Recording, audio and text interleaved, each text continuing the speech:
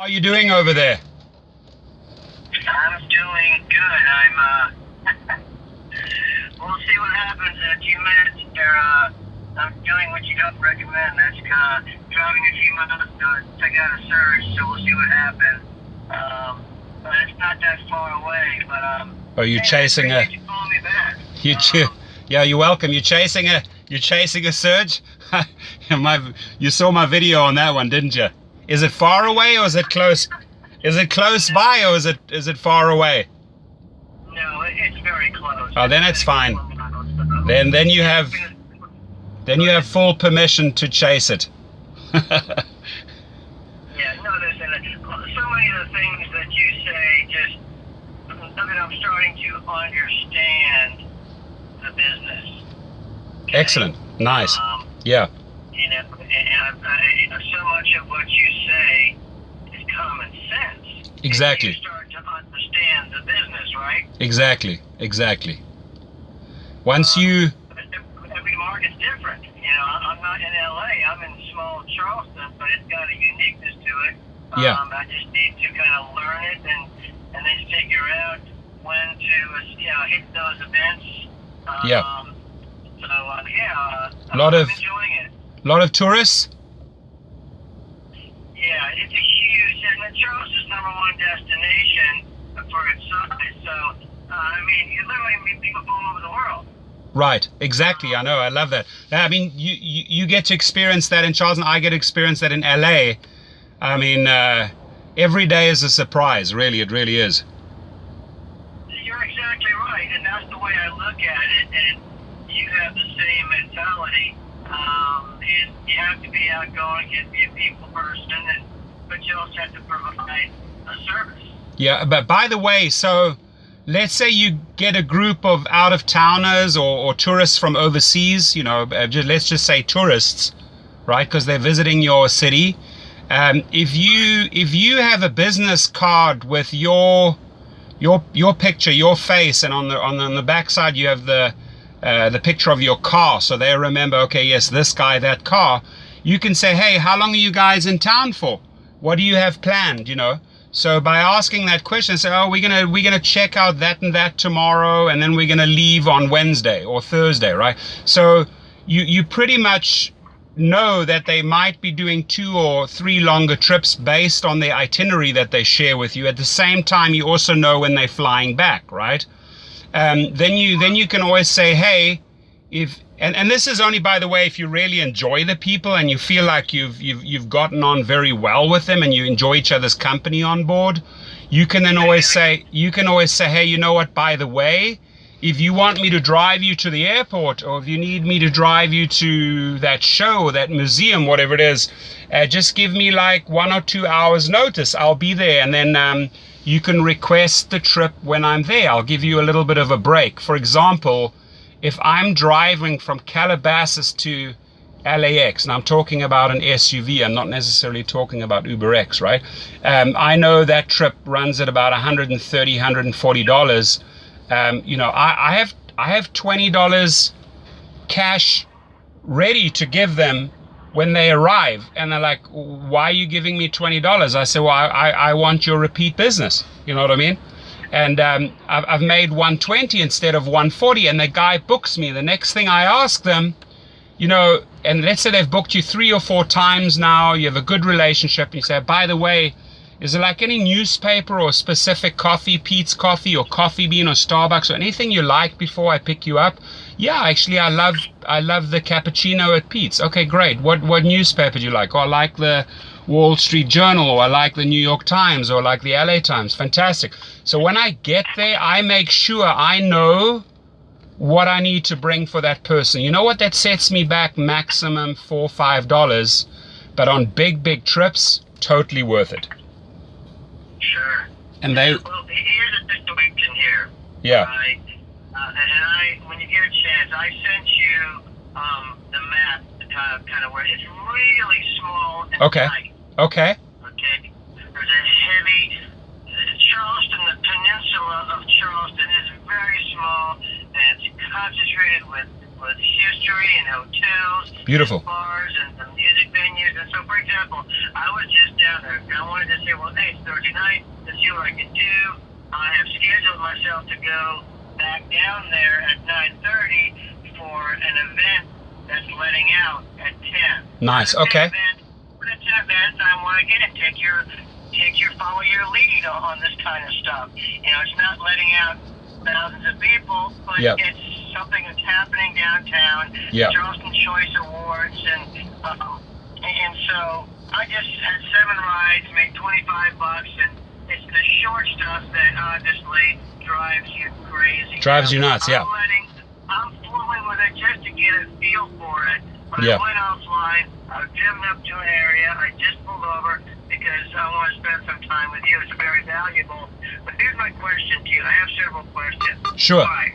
So I'm going to go into, this is at the College of Charleston's arena. It seats, 5,000 now. Okay. They're having an event there, not a concert. And I don't really know kind of where to be to park, but I'm going to be close by, wait for a surge. Okay. So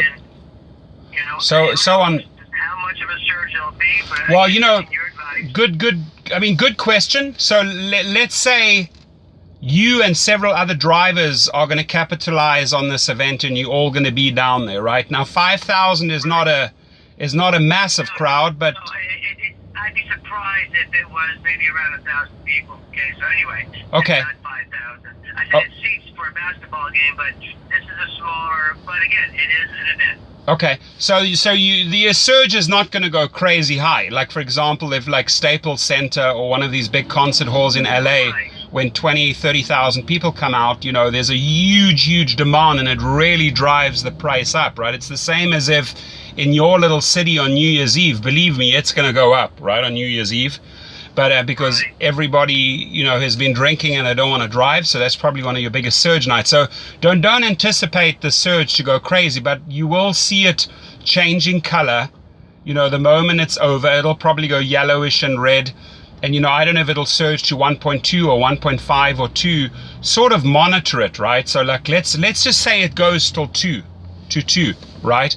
And the next thing you see, it goes down to 1.5. I mean, you definitely want to make sure you lock them in 1.5, because you can see the surge is dropping again, which gives you a good indicator next time when there's another event and there's 1,000 or 2,000 people, that that the surge maxes out at 2, and the best thing to log in is at like 1.5.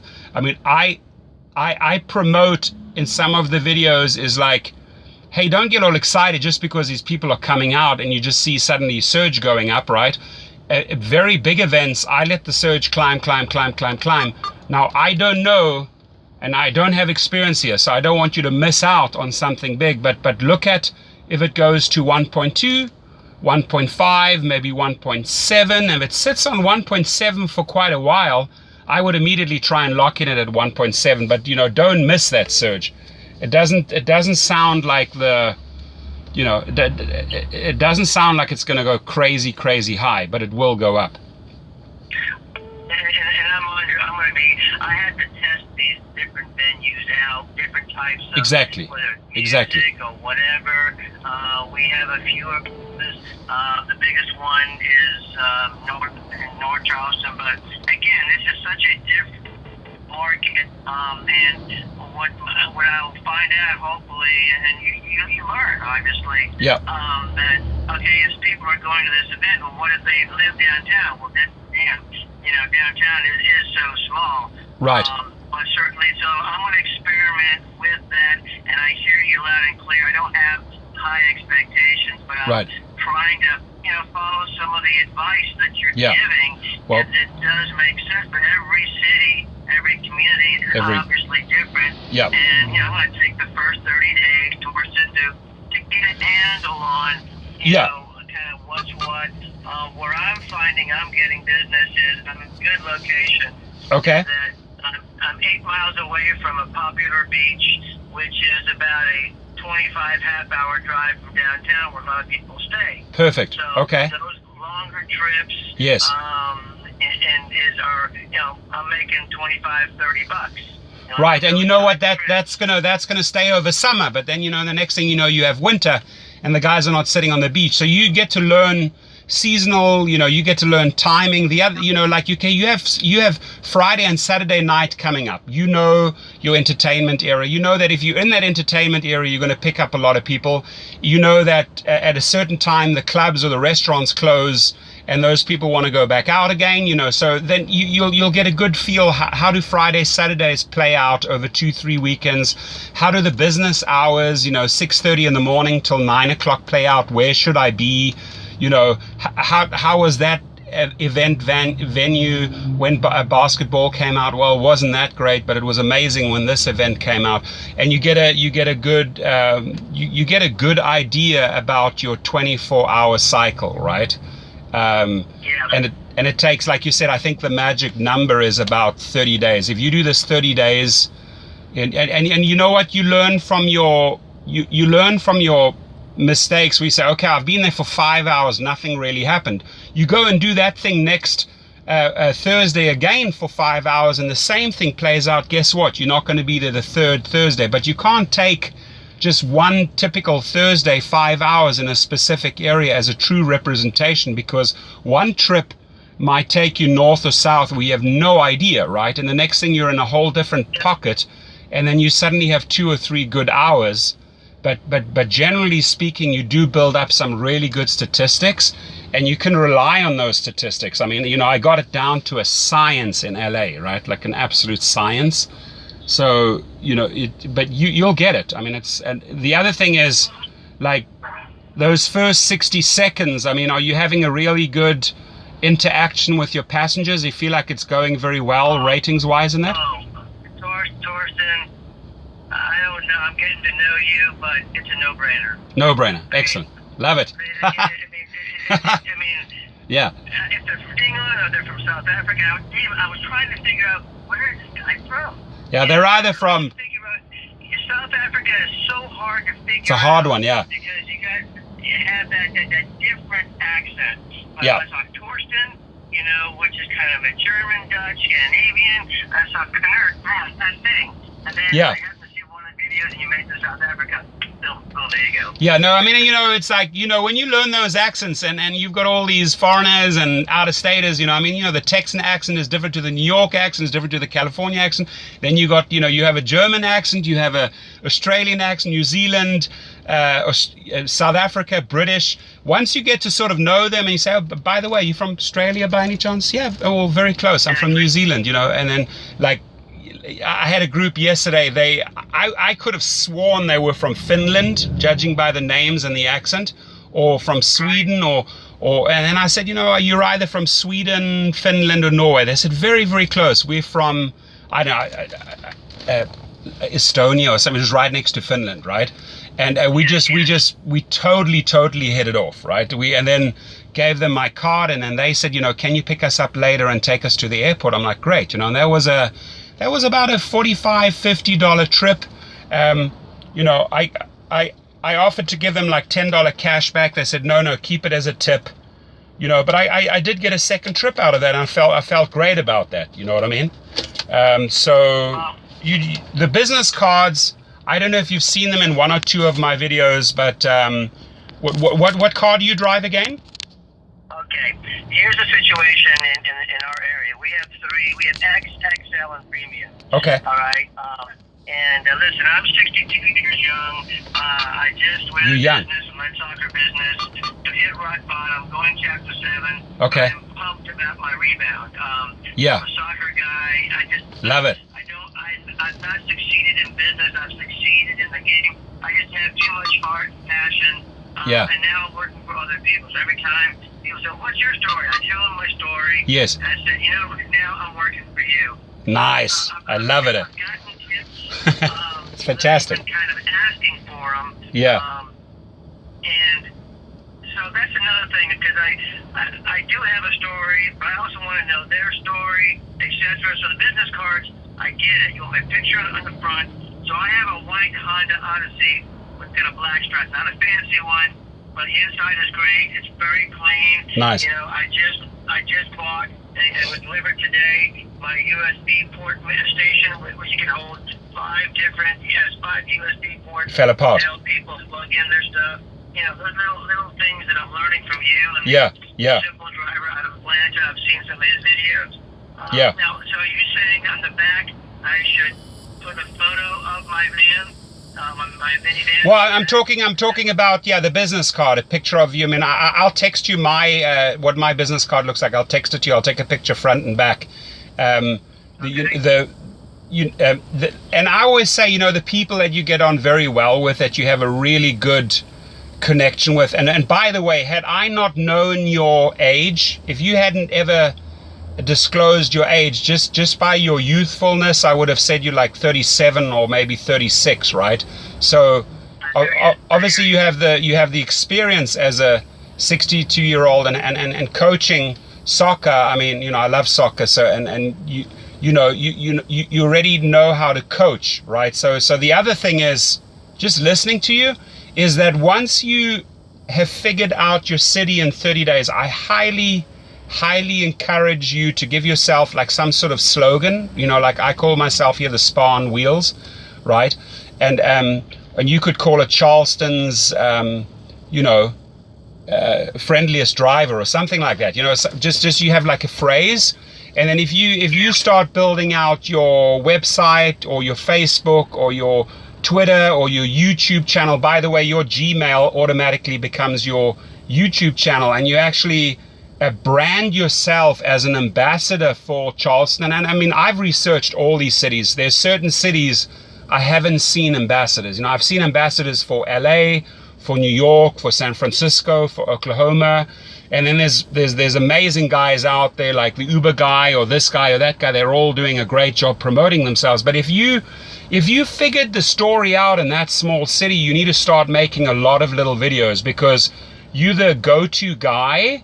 Like, I'm sort of like the go-to guy for LA, and then you become like the go-to guy for your city, and you give them really, really good input. How to handle the parking at that museum, how to handle the airport, how to handle the pickup, how to handle the drop-off, how to handle this hotel because it's got a strange parking lot or whatever, And the people trust your input, and then they sign up under you. I can tell you something. On referrals, you make way, way, way more money than driving, but that's after you build a little bit of a presence. Today I had a very special day, and I'll share in a minute. I had a guy come up to me at a car wash and say, "Hey, you that guy that makes all these videos, these LA videos?" I said, "Yeah, how are you?" And he goes, "Yeah, I drive UberX." I said, "Nice to meet you." So he's like, I want to step it up. I want to go like XL, and we just chatted, right? And it just felt good that maybe in the tiniest little way you can make some difference. Even if after our conversation you can say, "You know what, that I'll try that out," or "That worked for me." The eucalyptus, by the way, is like my number one trip. Every person that comes back to me on the eucalyptus oil, 2 or 3 drops on the vent, they come back and they say, "Oh my God, that is like just the people go nuts," because they think they're in a spa, right? Yeah. I mean, they think they're in a spa, and it's only a... I remember that. I tell you, you try that one out and you report back to me. It's like $6 or $7 a bottle, and you put 2 drops. Thorsten, I have to be very upfront with you. Yeah. And not get too carried away with all this, because this is my kickstart of my new life, okay? Yeah. So my plan is this: is to work between 20 and 30 hours, and vary my schedule, but really be concentrated on knowing when the best times are. Yeah, exactly. If I'm refereeing a game at 9 o'clock on a Saturday morning, yeah, I can't be out at 1 o'clock at night. I've of course. got to get some good rest. Of course, yeah. And so I hear all these things you're saying, but I want to take it kind of one step at a time. Sure. See how it goes. Because I had to be careful jumping in too much, because I also have other doors open. Sure. In my soccer career. But what I can tell you is, after my first day last Friday, I'm hooked.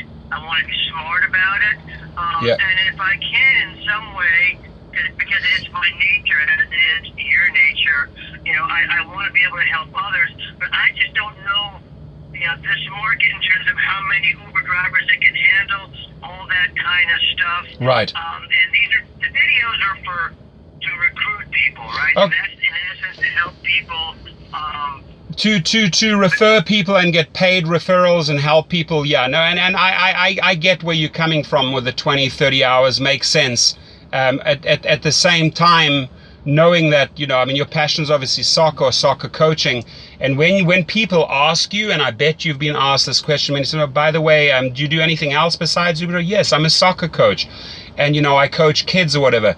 You automatically, by giving them that Uber card or your card, the driver card, they will remember you as that coach. And you may be, you never know, you may be recruiting their kids right there, like for soccer. You don't know. It's absolutely, I've got a soccer ball that hangs below my mirror, so yeah. All that I get, and so, cool. I'm just gonna taper everything. Listen, I know that I can make so many connections. Yes. I just to the point where I'm inundated, and I just have to be careful. I love your idea of the business card. That's a no-brainer. I'll get that done. Yeah. But with tourists, I've already done this. Well, when are you leaving? I'm already asking these questions. I've already had people call me. Unfortunately, I was offline because again, I just have to be.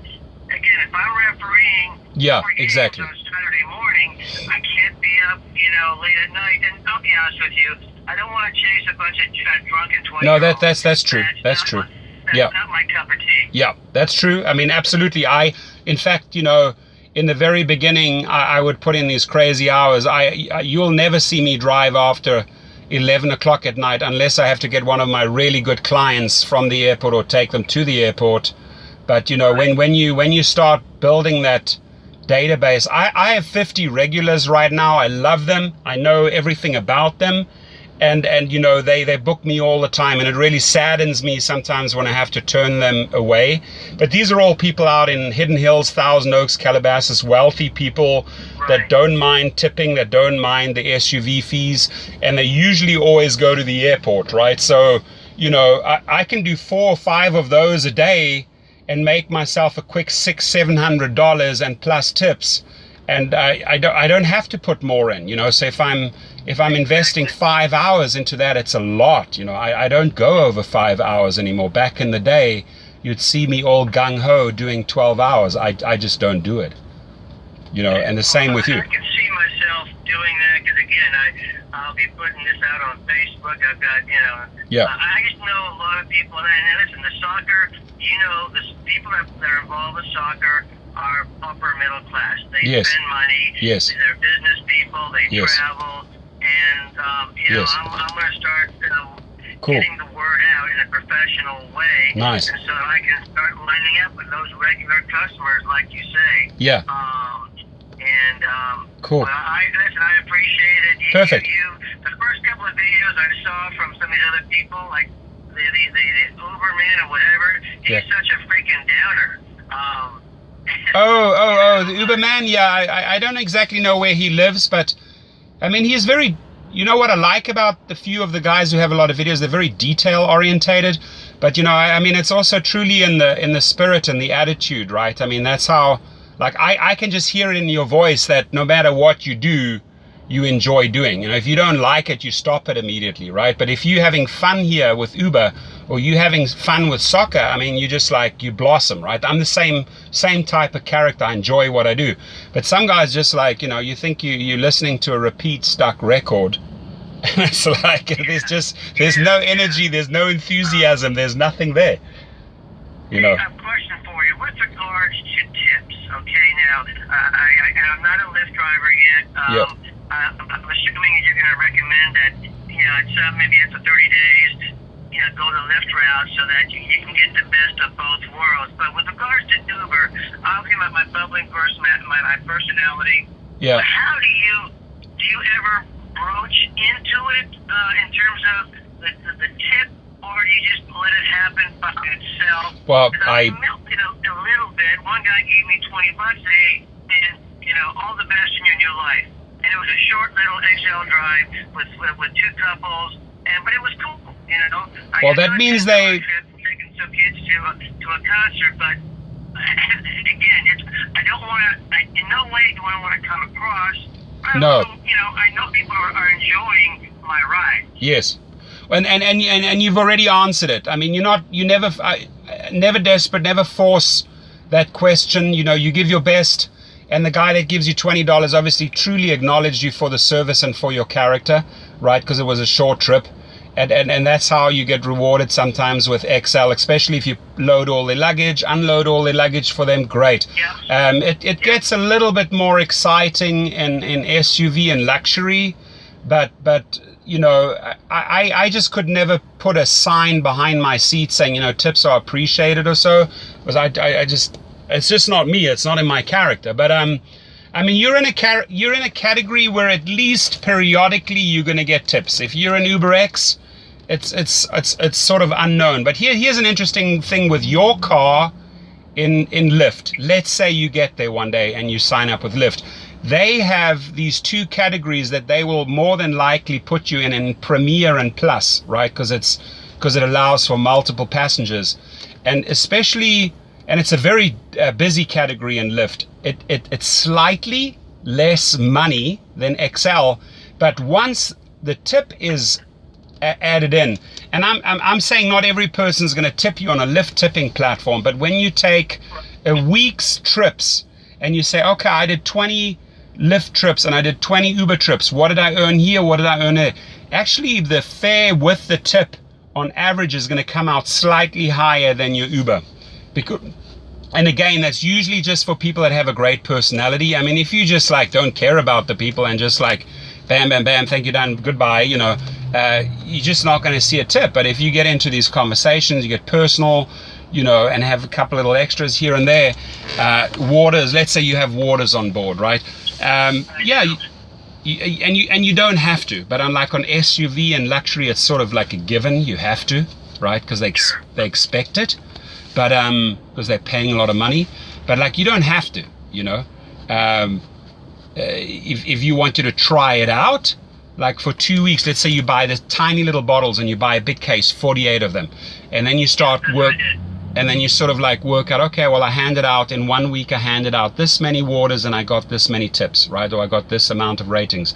The next week I didn't hand out any waters and I got less tips. So it all has to make sense at the end of the day. Does it justify buying a crate of water each week, at that? So here's what I did. In these Honda minivans, every passenger, there's a little slot. Right? Yes. For a beverage, so I have a little mini bottle of water, the small little teeny ones. Yes. So I'm not handing them out; they're just there. Yes. And I've had a couple. I appreciate that. And mine have a little thing on it says "Smiling is contagious." Nice. You put that on there? You put it on the water? No. I happened to look at it. It was Nestle water, right? Okay. And they had these little mini slugs. I said, well, that's great, It's just something, I just looked into it. I have a little thing here with Werther caramels and mints, and I have little sugar-free, little small things. Small things, yeah. People have switched in, and it's been minor, but it's this one lady, she needed some Kleenex. I have a small little, tissue thing right here. Boom. Yes. Sanitizer, small little things that have popped up here and there. Oh, here you go. Oh, wow, thank you. Nice. What is your rating? 4.9. Yeah, I'm not surprised. You're in that top 5% because of the personality, because of the way you treat people, because of the tiny little things you do for them, right?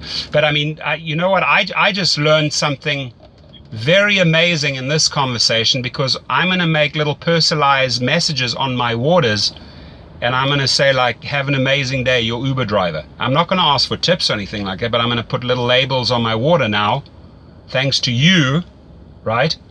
That I'll have different little messages on my water bottles, so that they talk about it in the car, and I'll print it out on a printer, and I'll slap it over that thing, or not over the brand. So I want them to see the water brand.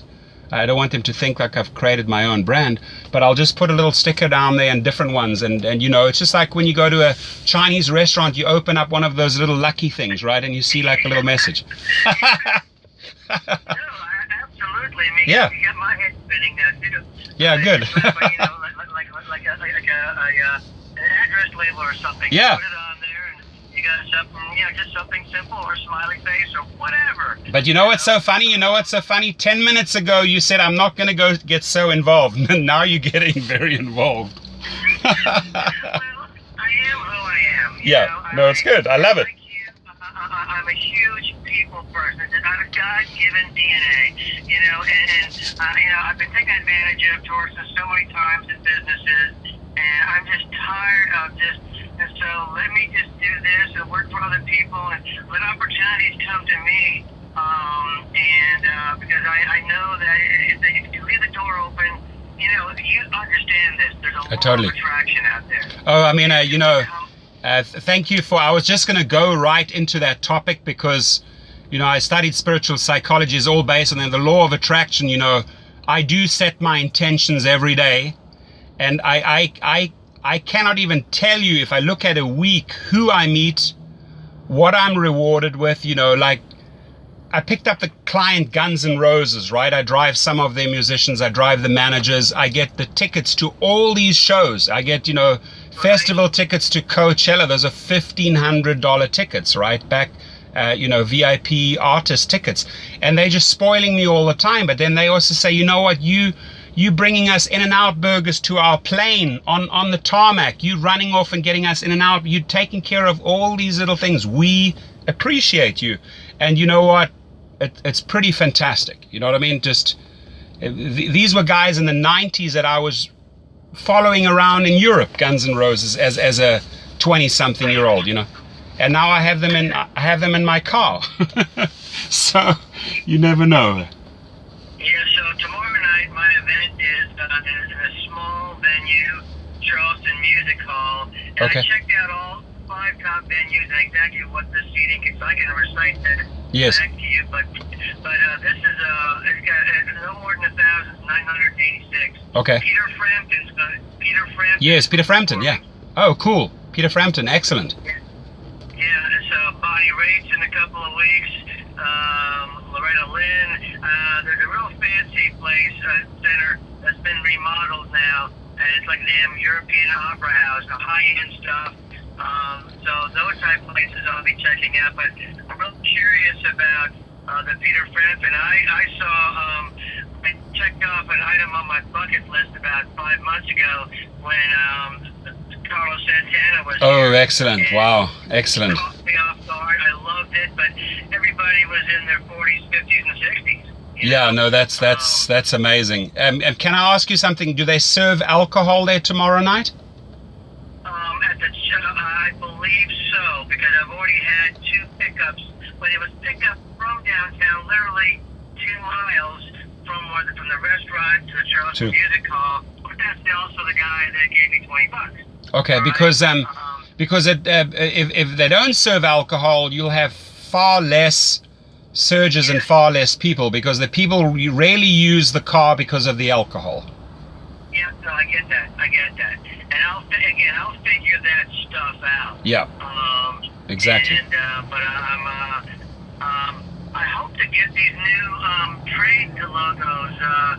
Should they be getting? And I found where support was, and I couldn't find an email address, but I know where to find it. But yeah, you were right about the people are responding. Again, they're from India, and it is what it is. It is what it is. Yeah, there's a bit of a communication gap there. Yeah. So, but I hope to see, because I basically just printed out the black old Uber and laminated it and put it in the window. Now, let me ask you this: are we supposed to take it down all the time, back and forth, or am I okay leaving it in my window all the time? No, you're fine leaving it in the window. It's just that sometimes specific airports have rules, and then I've also heard in certain cities where Lyft, if you Lyft and Uber and you arrive, there've been some complications reported. People will sometimes, if they have a Lyft trip, they'll have the Lyft sticker take or take the Uber emblem down, and vice versa. Again, I sort of, I know Orange County, Los Angeles, San Diego, San Francisco, Hawaii, Scottsdale. Those are the cities I've driven in, and you know, I leave. I don't even put the Lyft emblem in the car. It's a laminate. I put it out when I'm driving, right? When I have a Lyft pickup. Otherwise, I have the permanent decals of Uber on my car, on the front window and the back window, purely because when people come out, they can see that flashy new thing, and because it's sort of like when the light catches it, it's like glittery, and then they walk towards the car and they look at you. Oh, is this the guy? Is this the car? They look at the number plate and then they get in the car. They want to make sure they're in the right vehicle, right? But yeah, I mean, you don't have to take it down or put it up and take it down all the time. When you start driving with both, I would just suggest keeping the Lyft one down.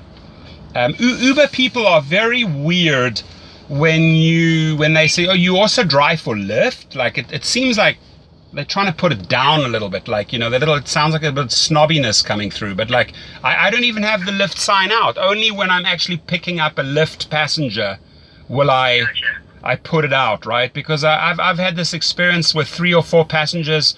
Like, oh, really? You actually drive for Lyft? It sounded a little bit, didn't sound very nice, you know, so I stopped it, just to not piss them off. I heard that at the airport, and that's my last question, because I need to get back down. Yes.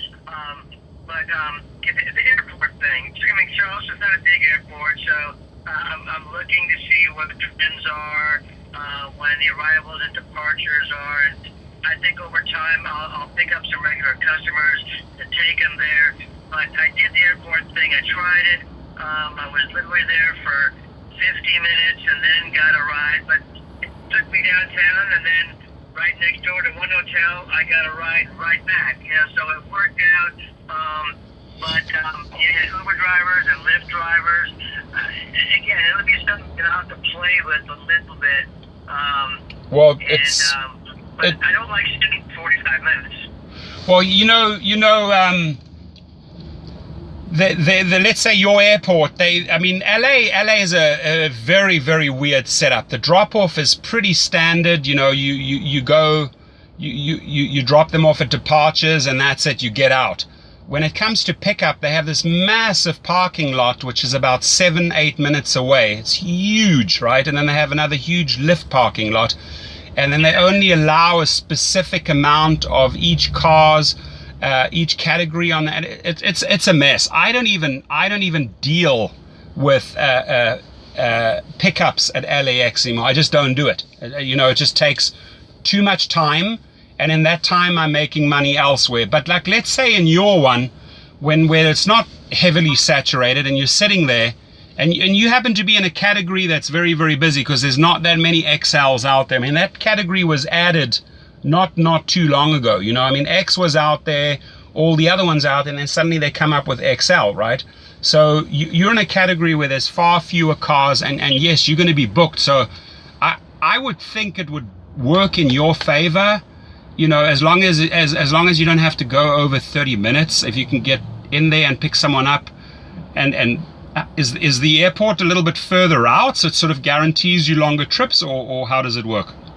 Yes, exactly. Well, then I would definitely, that's something I would try out a few times. If you feel like out of 10 experiences or 10 pickups, it all went fairly well, 8 of them went well and they paid well, you know, that's part of your new formula. You start incorporating that, right? So, okay, so you drop someone off at the airport, well, then you might as well wait at that waiting spot and get the next trip out, right? Because it's going to pretty much take you probably back to their hotels. Yeah, and you're right, and I will play with it. Okay. For me, I got to figure out, well, where am I picking up people to take them, you know, to the airport? And it's kind of a crapshoot, because there are hotels everywhere, and Right. It's a small area. You'll figure it out, yeah. You're absolutely right. I'll come up with a schedule Yes. that'll work for me. It'll take me about 30 days.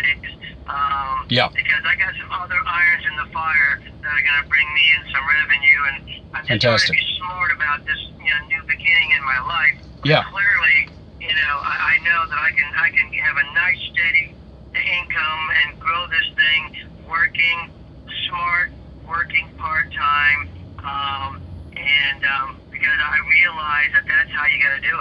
And by the way, just listening, I would almost see if you could get like a little, like a key ring, which is a soccer ball with a little plastic thing attached, which says, you know, your Uber driver or something like that, and they will know it's attached to a soccer key ring, you know, as like a goodbye gift. You've got your phone number, your email, and you don't even have to advertise the soccer, because it's automatically, because you see sometimes people, if they say, oh, you try to sell me on the soccer thing, and then they give you a negative rating and they report that 5 times back to Uber, there may be some difficulties, right? But if you here's what I do, I'll keep it simple, because again, I kind of know what I'm doing. I'm a soccer guy. I'm not a coach, I'm a soccer guy. Oh, you're from England, where are you from? Well, who's your team? And boom, we're talking cool. We're talking Arsenal. Yes. Or whatever. I mean, trust me. Yeah. All I do is I have a hanging ball, I just tap it, hit the window, and it's bouncing. Guys, I'm a soccer guy. Oh, really? Like it, boom. So, awesome. I don't offend anybody. Perfect. Yeah, it's good. It's not in my nature, Torsten. No, totally, and I 100% believe you. So, you know what? I'd love to have another conversation after 30 days. Yes, absolutely. Let's give me another week so I get a few more days in. I'll pop you some emails. It's kind of give you an idea. Where you are. That I'm working. That'd be great. Maybe in a month or so, maybe it works out for you that I can help you out in terms of a recorded conversation. Excellent. I mean, that would help, like the before and after, you know. Perfect. Exactly, sir. Okay. Well, listen, thank you, my friend. A real pleasure. Awesome. What a pleasure. We'll talk soon. Thank you, sir. Have a great one. Drive safe, my friend. Bye-bye. Bye. Bye-bye. So you know what? I'm going to tell you something. This guy has such an amazing, warm personality. 62 years old. You could swear the guy's 30, right? This guy is going to do well. He's going to make a lot of friends, and he's going to keep that 4.9. He might even go 4.95, no doubt about it.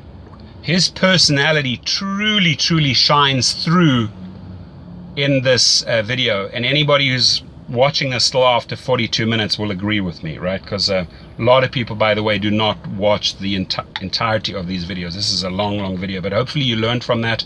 This guy's out in Charleston, small little city. I learned so much about that city, and you know, we can just bounce our knowledge back and forth, and it was a very productive and a very fun phone call. Have a great day.